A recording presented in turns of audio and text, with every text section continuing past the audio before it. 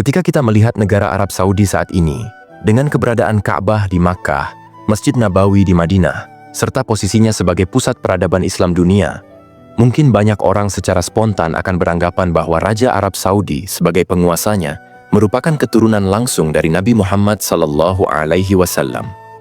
Anggapan ini cukup bisa dimaklumi, terlebih karena simbol-simbol keagamaan sangat kuat melekat dalam kehidupan negara tersebut. Namun, kenyataan sebenarnya tidaklah demikian. Jika kita menelusuri sejarah dengan tenang dan pikiran jernih, akan terlihat bahwa keluarga kerajaan Arab Saudi yang dikenal sebagai dinasti Al-Saud tidak memiliki hubungan darah dengan Nabi Muhammad SAW. Untuk memahami hal ini, kita perlu menengok kembali ke abad ke-18, jauh setelah masa hidup Nabi Muhammad SAW dan para sahabatnya.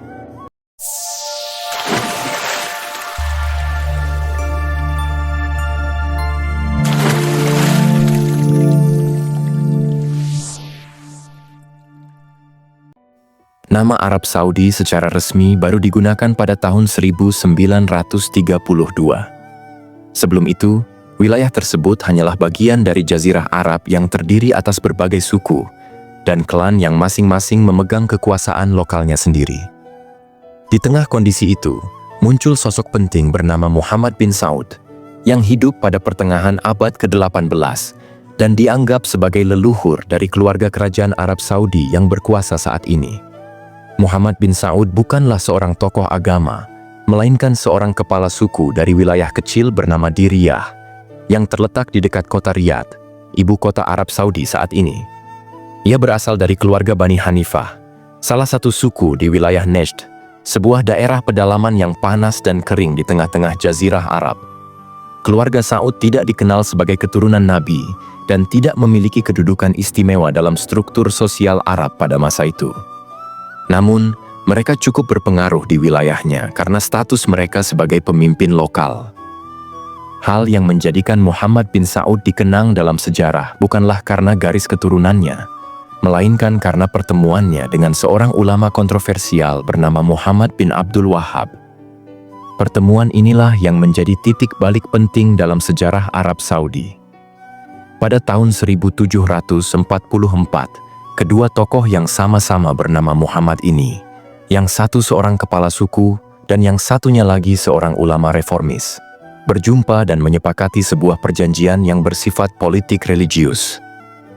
Muhammad bin Abdul Wahhab memiliki misi untuk menyucikan Islam dari hal-hal yang ia anggap sebagai penyimpangan dan bid'ah, tanda kutip. Ia dengan tegas menolak praktik ziarah ke makam orang suci, tawasul, dan berbagai tradisi lain yang telah menyebar luas dalam dunia Islam. Gagasan-gagasannya tergolong radikal pada zamannya dan mendapat banyak penolakan. Namun Muhammad bin Saud melihat potensi besar dalam ajaran tersebut. Ia menawarkan perlindungan dan dukungan politik kepada Muhammad bin Abdul Wahhab.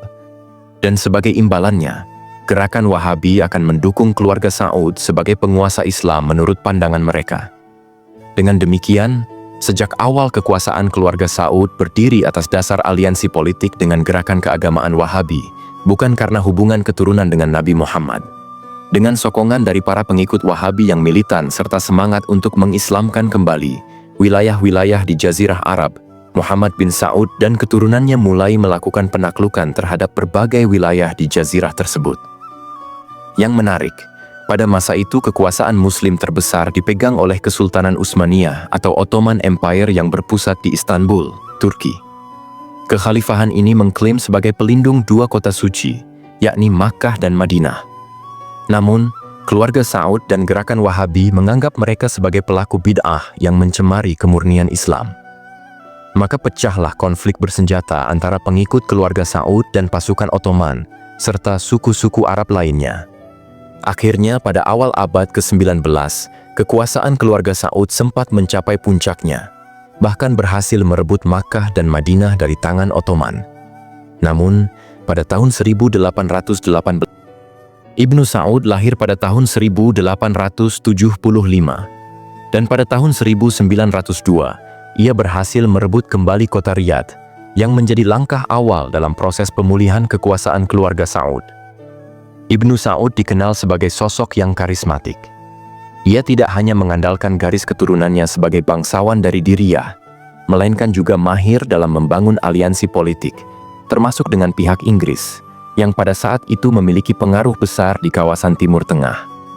Ketika Perang Dunia I pecah, Inggris berusaha melemahkan Kesultanan Ottoman dengan membentuk jaringan dukungan terhadap para pemimpin lokal di wilayah Arab, termasuk Ibnu Saud. Pada saat itu, kota-kota suci Mekah dan Madinah berada di bawah kekuasaan Syarif Hussein bin Ali, penguasa wilayah Hijaz yang berasal dari keluarga Hashemid. Keturunan langsung dari Nabi Muhammad SAW melalui cucunya, Hasan bin Ali radhiyallahu anhuma. Dengan demikian, jika berbicara tentang siapa yang benar-benar memiliki garis keturunan dari Nabi, maka keluarga Syarif di wilayah Hijazlah yang secara nasab memiliki legitimasi tersebut. Namun, kenyataannya sangat ironis.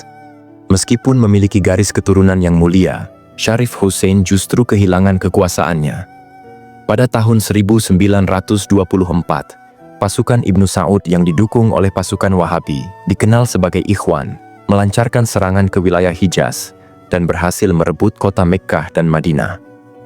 Peristiwa ini menjadi titik balik besar dalam sejarah, karena dua kota suci Islam yang sebelumnya berada di bawah kekuasaan keturunan Nabi, kini jatuh ke tangan keluarga Saud, yang tidak memiliki garis keturunan Nabi, tetapi memiliki kekuatan militer serta dukungan ideologis dari gerakan Wahabi. Sejak saat itu, keluarga Saud menguasai seluruh wilayah Jazirah Arab bagian tengah dan barat.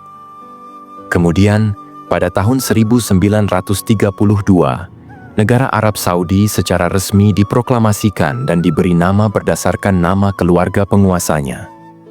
Jika kita menarik kesimpulan dari rangkaian kisah ini, maka akan tampak dengan jelas bahwa keluarga kerajaan Arab Saudi bukan berasal dari keturunan Nabi Muhammad SAW. Mereka merupakan keturunan kepala suku dari wilayah Najd yang memperoleh kekuasaan bukan karena garis keturunan yang suci, melainkan melalui strategi politik, pembentukan aliansi, kekuatan ideologi, serta dominasi militer. Mereka bahkan menggulingkan penguasa Mekkah yang justru berasal dari garis keturunan Nabi SAW. Ironis memang. Namun demikianlah kenyataan sejarah yang terjadi. Setelah berhasil merebut wilayah Hijaz dari tangan keturunan Nabi SAW, keluarga Saud menghadapi tantangan besar, yakni bagaimana mereka bisa diterima secara luas sebagai penguasa atas dua kota suci Islam, yaitu Mekkah dan Madinah. Hal ini tidak mudah mengingat mereka bukan keturunan Nabi dan bahkan baru saja menggulingkan penguasa yang jelas-jelas memiliki nasab langsung dari Rasulullah SAW. Disinilah kecerdasan politik Ibnu Saud dan kekuatan ideologi Wahabisme memainkan peran pentingnya. Sejak awal, Wahabisme bukan sekadar sebuah aliran pemikiran dalam agama. Ia adalah sebuah ideologi politik yang dibalut dalam semangat religiusitas yang sangat kuat. Muhammad bin Abdul Wahhab, yang memulai gerakannya pada abad ke-18, tidak hanya berupaya menyucikan ajaran Islam dari berbagai bentuk tradisi lokal dan praktik yang dianggap mengandung unsur kesyirikan menurut paham mereka, tetapi juga berniat membangun suatu tatanan sosial dan sistem kekuasaan yang berlandaskan pada satu penafsiran tunggal terhadap teks-teks suci. Dalam sistem ini, seorang penguasa tidak perlu berasal dari garis keturunan Nabi SAW. Yang terpenting adalah bahwa ia mampu melindungi serta menyebarluaskan ajaran Islam yang murni. Inilah sebabnya ketika Ibnu Saud menguasai kota Mekkah dan Madinah pada tahun 1924 hingga 1925, ia tidak mencoba mengklaim bahwa dirinya adalah keturunan Nabi SAW. Sebaliknya, ia justru memperkuat legitimasi kekuasaannya dengan mengusung panji pemurnian Islam. Ia menyatakan bahwa kota-kota suci tersebut selama ini telah tercemar oleh praktik ziarah yang berlebihan, pemujaan terhadap makam para wali, serta berbagai tradisi sufi yang menurut pandangan Wahabi merupakan penyimpangan. Oleh karena itu, tindakan pembersihan masjid dari makam dan situs ziarah dijadikan langkah simbolis sekaligus politis yang bertujuan untuk menunjukkan bahwa kekuasaan keluarga Saud sah, karena mereka dianggap sebagai penegak Islam yang sejati. Mungkin timbul pertanyaan, apakah masyarakat menerima hal tersebut begitu saja? Jawabannya adalah, tidak semuanya. Banyak ulama di Mekkah dan Madinah yang menolak pendekatan keras dari kaum Wahabi. Beberapa di antaranya diasingkan, sementara yang lainnya dipaksa untuk tunduk, dan sebagian lagi terpaksa menyesuaikan diri demi mempertahankan keselamatan mereka. Namun perlu diingat, pada masa itu Ibnu Saud sudah memiliki kekuatan militer yang besar, didukung oleh kelompok fanatik dari Ikhwan, yaitu pasukan milisi bersenjata yang sangat loyal terhadap paham Wahabi. Yang menarik, pada waktu yang bersamaan, Inggris ternyata menjadi pendukung diam-diam dari keluarga Saud. Di tengah berlangsungnya Perang Dunia Pertama, Kesultanan Ottoman yang menguasai wilayah Arab dan menjadi musuh Inggris mulai mengalami kemunduran. Inggris kemudian mencari sekutu-sekutu lokal yang mampu melemahkan dominasi Ottoman. Mereka sempat menjalin komunikasi dengan Syarif Hussein di Hijaz dan menjanjikannya kemerdekaan wilayah Arab. Perjanjian ini tercatat dalam sejarah sebagai McMahon-Hussein Correspondence. Namun di saat yang sama, Inggris juga membangun relasi dengan Ibnu Saud karena mereka melihat adanya potensi kekuatan militer serta ideologi Wahabi yang dapat dijadikan alat untuk membentuk tatanan baru di Timur Tengah. Dukungan Inggris terhadap Ibnu Saud ini bukanlah sekadar isu. Sejak awal 1920, Ibnu Saud sudah menerima bantuan dana serta persenjataan dari Inggris. Mereka menilai bahwa Ibnu Saud lebih mudah dikendalikan dibandingkan dengan Syarif Hussein yang dinilai ambisius dan mengklaim sebagai khalifah. Ketika Ibnu Saud menyerbu wilayah Hijaz dan menggulingkan kekuasaan Syarif Hussein, Inggris tidak melakukan perlawanan apapun. Sebaliknya, mereka justru memberi ruang politik agar Ibn Saud dapat mengonsolidasikan kekuasaannya. Tahun 1932 menjadi momen penting ketika Ibn Saud secara resmi memproklamasikan berdirinya negara baru bernama Al-Mamlakah Al-Arabiyah As-Saudiyah atau Arab Saudi. Ini adalah satu-satunya negara di dunia yang mengambil nama dari keluarga penguasanya. Sebuah tindakan yang secara simbolis menunjukkan bahwa negara tersebut adalah milik keluarga Saud, bukan milik seluruh umat Islam, dan tentu bukan pula milik keturunan Nabi Muhammad SAW. Setelah proklamasi tersebut, Ibnu Saud terus mengukuhkan kekuasaannya dengan membentuk sistem pemerintahan yang menggabungkan otoritas kerajaan dengan dominasi ulama Wahabi. Dalam sistem ini, keluarga Saud memegang kendali atas aspek politik dan ekonomi, sementara para ulama Wahabi mengatur persoalan hukum dan moral masyarakat. Kedua kekuatan ini saling menopang. Para ulama memberikan legitimasi keagamaan terhadap kekuasaan raja, sementara raja memberikan otoritas kepada ulama untuk mengontrol kehidupan sosial, termasuk pendidikan, media, dan perilaku warga negara. Dengan penguasaan penuh atas dua kota suci, potensi kekayaan minyak yang mulai ditemukan sejak tahun 1938, serta dukungan politik dari negara-negara barat, keluarga Saud berhasil mengukuhkan posisi mereka di kancah global.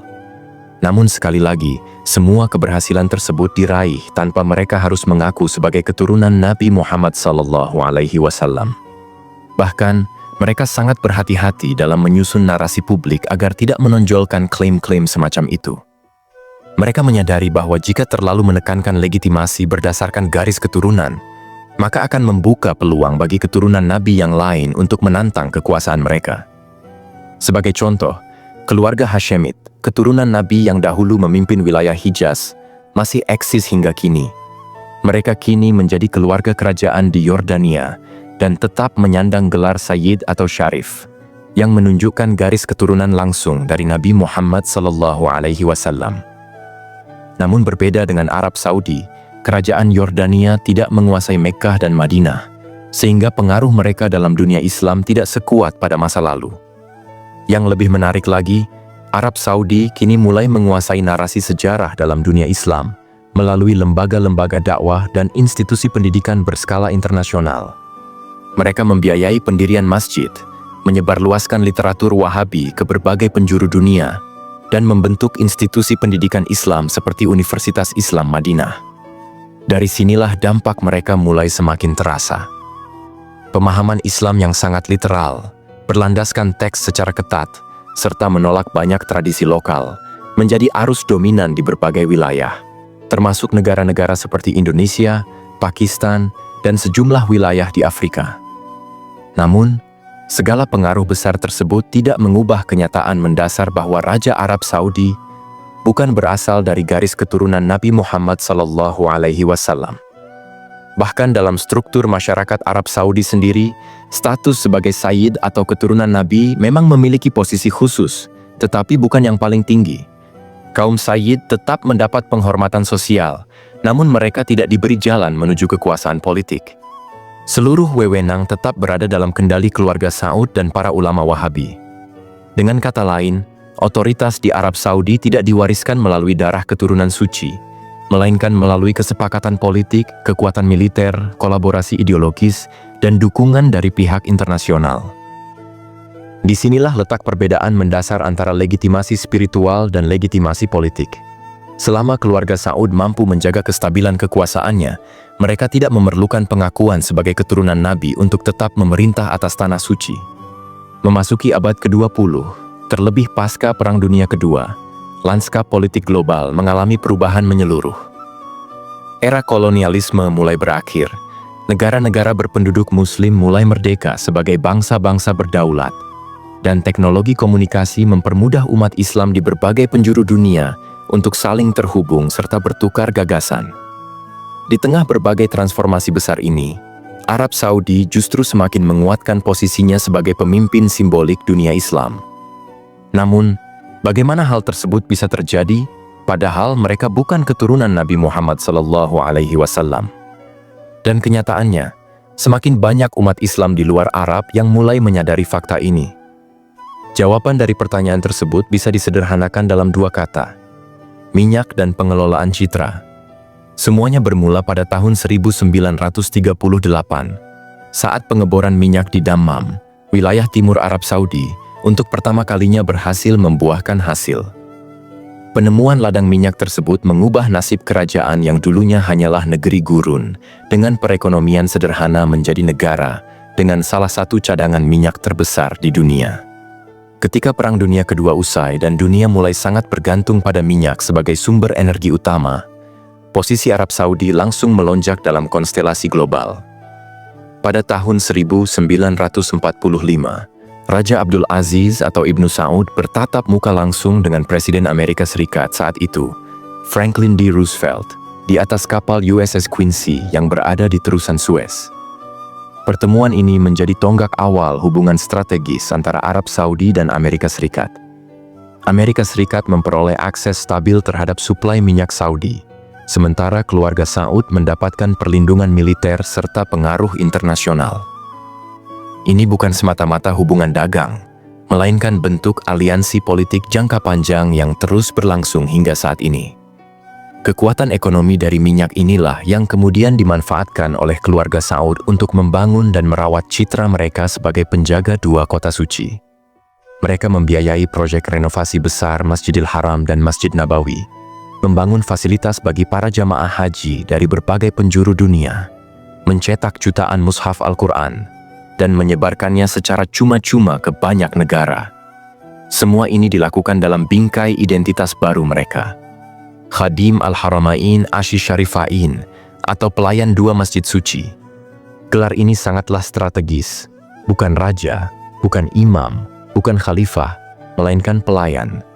Istilah pelayan memberikan kesan kerendahan hati dan religiusitas, seolah mereka tidak berambisi kekuasaan, tetapi hanya ingin berkhidmat. Padahal kenyataannya, mereka tetap merupakan penguasa absolut yang mengontrol penuh aspek politik, ekonomi, dan sosial di Arab Saudi. Dengan kekayaan dari hasil minyak, mereka mendanai pembangunan ribuan masjid dan lembaga pendidikan Islam di berbagai belahan dunia, termasuk Asia dan Afrika. Mereka juga memberikan beasiswa kepada pemuda Muslim dari negara-negara berkembang untuk menimba ilmu di Universitas Islam Madinah dan kampus-kampus lain di Riyadh, dengan kurikulum yang kental bernuansa Wahabi. Ini merupakan bentuk kekuatan lunak, soft power, yang sangat efektif dalam menyebarkan pengaruh keagamaan dan politik tanpa harus melibatkan kekuatan militer. Namun tetap saja, satu hal yang tidak dapat mereka ubah adalah fakta bahwa mereka bukan bagian dari keluarga Nabi Muhammad SAW. Apakah hal ini pernah menjadi polemik besar? Jawabannya, pernah. Misalnya, pada tahun 1979 terjadi serangan terhadap Masjidil Haram di Mekah oleh kelompok ekstremis yang dipimpin oleh Juhaiman al-Utaibi. Salah satu motif utama pemberontakan ini adalah keyakinan Juhaiman dan para pengikutnya bahwa keluarga Saud tidak sah memimpin Tanah Suci. Mereka menuduh keluarga Saud sebagai rezim sekuler, korup, dan tidak memiliki garis keturunan dari Nabi Muhammad SAW. Bahkan, mereka mengangkat seorang tokoh bernama Muhammad bin Abdullah Al-Qahtani sebagai Mahdi, yang dinanti-nantikan karena dianggap memiliki silsilah yang lebih dekat dengan Nabi SAW. Meskipun pemberontakan tersebut berhasil dihentikan, peristiwa itu menyadarkan keluarga Saud bahwa tidak adanya garis keturunan dari Nabi bisa menjadi titik rawan yang rentan. Sejak saat itu, mereka memperketat kontrol terhadap kelompok-kelompok Islamis di dalam negeri, sembari terus mengampanyekan Wahabisme sebagai bentuk Islam yang mereka anggap paling otentik dan resmi. Di sisi lain, pemerintah Arab Saudi juga sangat hati-hati dalam membentuk opini umat Islam secara global. Mereka tidak pernah secara langsung menyatakan diri sebagai keturunan Nabi, namun juga tidak memberikan peluang bagi keturunan Nabi lainnya untuk tampil secara menonjol di level internasional. Sebagai contoh, keluarga Hashemid di Yordania tetap diberi penghormatan, namun tidak diberi wewenang untuk mengelola urusan dua kota suci.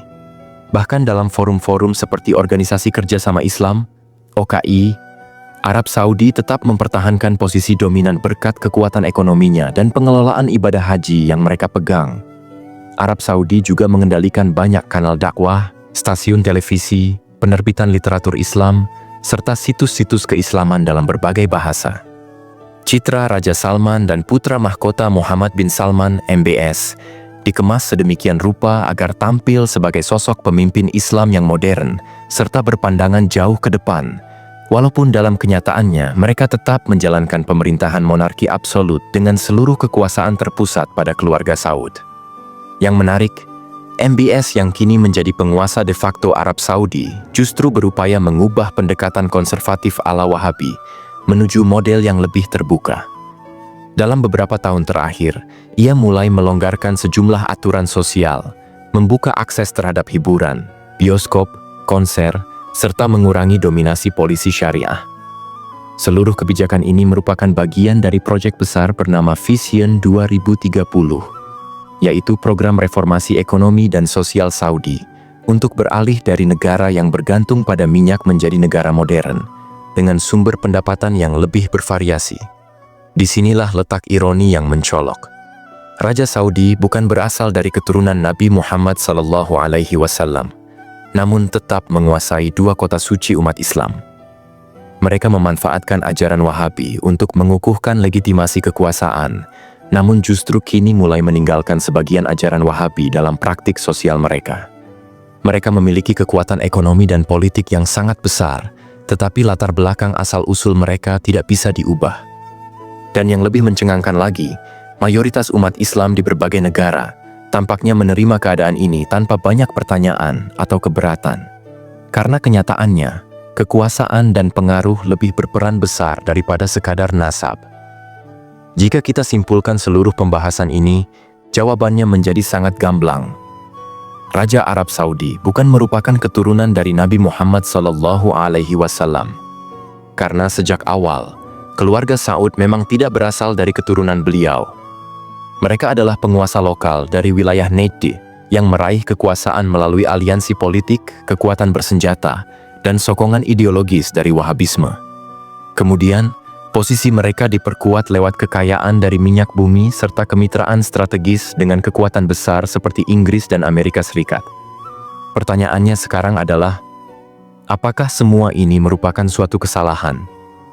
Itu tergantung pada sudut pandang yang digunakan, baik dari sisi sejarah maupun politik.